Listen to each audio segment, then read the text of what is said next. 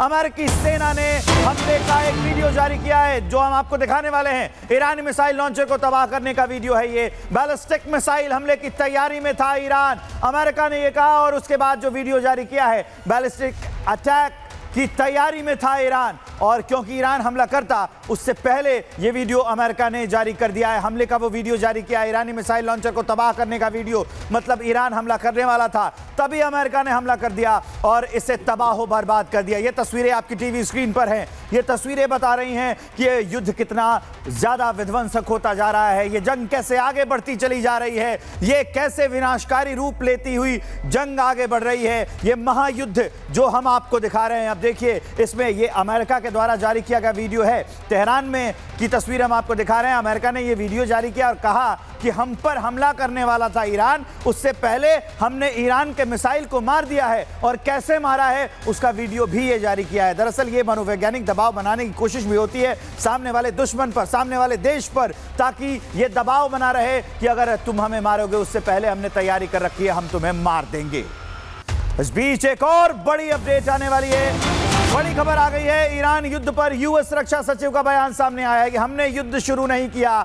America के रक्षा सचिव का यह बयान है, हम युद्ध तो खत्म करेंगे, ईरान में सत्ता परिवर्तन जरूर होगा, ईरान न्यूक्लियर ब्लैकमेल कर रहा था। रक्षा सचिव ने यह कहा है अमेरिका के, ईरान छिपकर एटम बम बना रहा था, यह कहना है अमेरिका के रक्षा सचिव का कि वो छिपकर एटम बम बना रहा था। यह युद्ध हमने शुरू नहीं किया, लेकिन यह युद्ध खत्म हम करेंगे, यह कहना है ईरान में सत्ता परिवर्तन की बात भी यूएस के रक्षा सचिव ने की है। अब इस बीच एक और बड़ी अपडेट है। सारी ताजी खबरें रिपब्लिक भारत पर। लेबनान के बेरूत में इजरायल ने हमला कर दिया है। ये बड़ी अपडेट हम आपको बता रहे हैं। हिजबुल्लाह के अड्डों पर हमले का दावा है। हिजबुल्लाह ईरान की ओर से लड़ रहा था, तो ये हमला, ये तस्वीरें देखिए, सबसे फ्रेश तस्वीरें हम इस जंग की आपको दिखा रहे हैं। हिजबुल्लाह के अड्डों पर हमले का दावा है। इजरायल ने हिजबुल्लाह के आतंकियों के अड्डों को नेस्तनाबूद कर दिया है, तबाह बर्बाद कर दिया है, धुआं धुआं हो गया है पूरा इलाका। आप देखेंगे जो उसकी मिसाइलें हैं, जो उसकी विनाशकारी मिसाइलें हैं इजरायल की, वो यहां पर जाकर गरजी हैं। इस बीच एक और बड़ी अपडेट इस वक्त की हम आपको बताने जा रहे हैं। नेतन्याहू पर हमले का ईरानी दावा गलत साबित हुआ। बेत शेमेश में मीडिया के सामने आए हैं नेतन्याहू। बेत शेमेश में प्रभावित इलाकों का दौरा किया है। ईरान ने कल बेत शेमेश में हमला किया था और आज वो खबर आई कि नेतन्याहू के ठिकाने पर ईरान ने हमला कर दिया है, लेकिन नहीं, अब यह खबर झूठी निकली है। नेतन्याहू अब देखिए बेत शेमेश में दौरा करते हुए नजर आ रहे हैं। दरअसल ये अपने सैनिकों के उत्साह बढ़ाने की कोशिश है, ये अपने सैनिकों के साथ खड़ा होने का संदेश जो सिर्फ अपने योद्धाओं के बीच में नहीं जाता है, दुनिया देख रही होती है कि भाई नेतन्याहू तो खड़े हैं। यही संदेश देने के लिए निकले हैं बेत शेमेश में नेतन्याहू, और उसी तस्वीर को हम आपको सबसे पहले रिपब्लिक भारत पर दिखा रहे हैं। ईरान ने यह दावा किया है कि हमने नेतन्याहू के ठिकाने को मार दिया है, लेकिन नहीं, अब ये तस्वीरें बता रही हैं कि वो दावा गलत है, वो दावा झूठा है, वो दावा बेबुनियाद है ईरान का, क्योंकि नेतन्याहू तो खड़े हैं अपने सैनिकों के बीच, अपने जंगी योद्धाओं के बीच।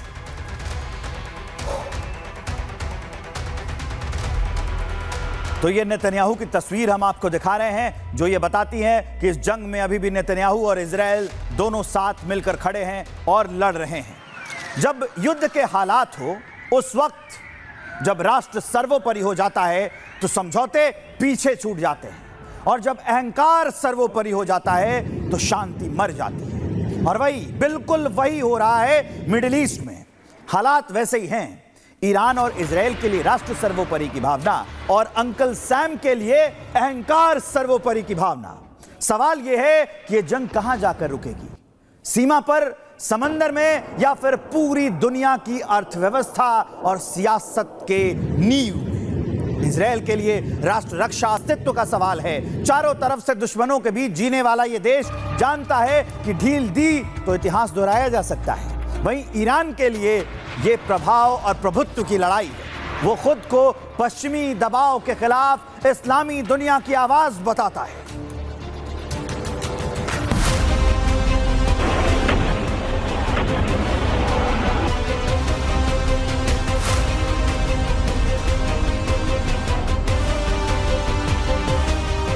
पिछले 48 घंटे में ईरान ने मिडिल ईस्ट को धुआं धुआं तो कर दिया, लेकिन ईरान को इस तबाही से हासिल क्या हुआ? दुनिया इसे डिकोड करने में जुटी है।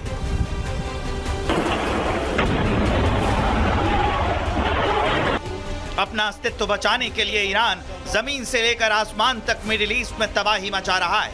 पिछले 48 घंटे में ईरान ने अमेरिका को दिखा दिया है कि वो कमजोर मुल्क नहीं। ईरान ने जंग की चिंगारी तो पूरे मिडिल ईस्ट में फैला दी है, लेकिन सवाल जस का तस बना हुआ है। ईरान को अब तक हासिल क्या हुआ? अमेरिका का एयरबेस तुर्की में हो या फिर कुवैत में, ईरान ने मिडिल ईस्ट में अमेरिका के हर अड्डे को धुआं धुआं कर दिया है। ईरान के घातक ड्रोन हो या फिर क्रूज मिसाइलें बहरीन से लेकर दुबई तक तबाही मचा रही है। ईरानी हमलों में कुवैत में 3 अमेरिकी सैनिकों के मारे जाने की खबर है। ईरान ने सऊदी अरब की सबसे बड़ी तेल रिफाइनरी आरामको को भी ड्रोन हमला कर बर्बादी के कगार पर लाकर खड़ा कर दिया है। अमेरिकी हमले में खामेनेई के मारे जाने के बाद ईरान चौतरफा हमले कर रहा है।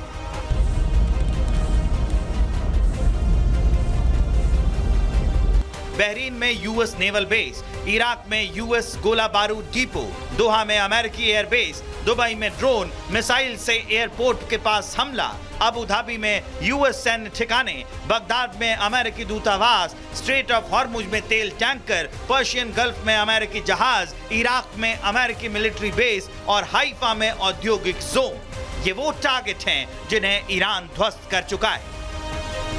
ईरानी मिसाइलें मिडिल ईस्ट के भूगोल को बदल रही हैं, लेकिन सवाल यह है कि क्या ईरान अमेरिका और इजराइल पर भारी पड़ने लगा है और क्या ईरान ने अपने सभी टारगेट अचीव कर लिए हैं? ईरान जानता है कि हम टेक्नोलॉजी, मैचिंग डिप्लॉयमेंट्स, प्रोफेशनलिज्म और इंटेलिजेंस में कमजोर है, लेकिन एक बहुत शक्तिशाली देश के साथ वो लड़ रहा है अपने अदम्य साहस से और शौर्य और धार्मिक की भावना रखते हुए एक बड़ा संदेश दे रहा है। जी, ईरान के रेवोल्यूशनरी गार्ड्स का दावा है कि उन्होंने खाड़ी क्षेत्र में अमेरिकी विमान वाहक पोत यूएसएस अब्राहम लिंकन पर 4 बैलिस्टिक मिसाइलों से हमला किया है, जिसमें विमान वाहक पोत को बड़ा नुकसान पहुंचा है। ईरान ने अमेरिकी F-15 लड़ाकू विमान को कुवैत के ऊपर नष्ट करने का दावा भी किया है।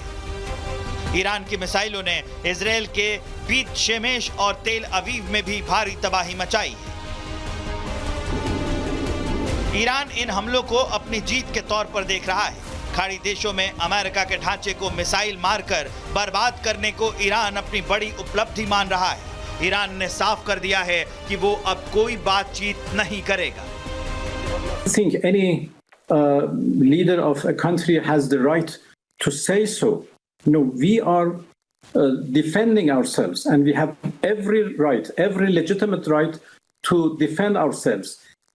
What the United States is doing is an act of aggression. जंग शुरू इजराइल अमेरिका के जॉइंट ऑपरेशन से हुई थी, लेकिन अब इस जंग में फ्रांस और ब्रिटेन की एंट्री भी हो गई है। दरअसल ईरान ने फ्रेंच नेवी बेस पर हमला किया था। फ्रांस बौखला गया। फ्रांस, जर्मनी और ब्रिटेन ने एक साझा बयान जारी करते हुए ईरान को अंजाम भुगतने की चेतावनी दी है। तीनों देशों का कहना है कि ईरान ने उन देशों को भी निशाना बनाया है जो इस संघर्ष में शामिल नहीं थे। तीनों देश अमेरिका के साथ मिलकर उसे जवाब देंगे। मतलब साफ है, अगर फ्रांस, ब्रिटेन और जर्मनी अमेरिका के साथ आ जाते हैं तो ईरान का नक्शा वर्ल्ड मैप से गायब हो जाएगा।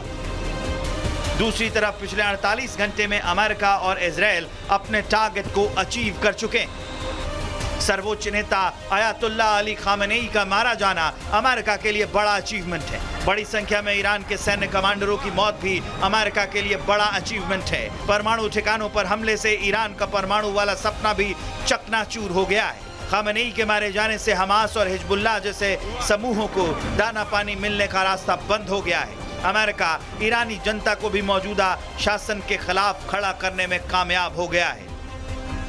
जंग से अमेरिका और इजराइल ने अपने लक्ष्य हासिल कर लिए हैं, लेकिन ईरान बस लड़ रहा है, मिसाइल मार रहा है, 250 से ज्यादा लोगों को खो चुका है। दिशाहीन ईरान इतना बौखला चुका है कि उसकी मिसगाइडेड मिसाइलें जहां तहां जाकर गिरी हैं। Bureau report, Republic Bharat.